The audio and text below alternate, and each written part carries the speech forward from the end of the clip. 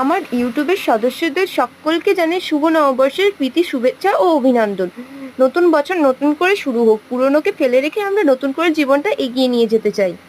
তো আজ কোথায় চলে এসেছি বলো তো? আজ এসেছি ঝাঁপ দেখতে আমাদের উদয়নপুরে বিশালক্ষী মায়ের মন্দিরে। তো জোড়া মন্দির তলা নাম বলা হয় একে।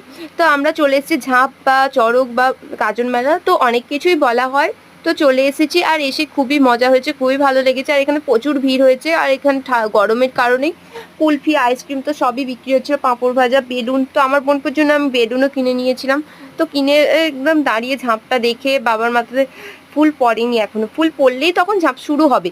আর আর ছোট থেকেই একটা জিনিস শুনে এসেছি যে বাচ্চাদেরকে সন্ন্যাসীদের ডাবের জল যে ফেলে না, ওটা দিতে হয়। তো আমার তো খুবই ভালো লাগে, তার জন্য বোনপোকে নিয়ে সামনে দাঁড়িয়েছিলাম যে কখন বাবার মাথা থেকে ফুল পড়বে, তারপরেই তো শুরু হবে ঝাঁপ।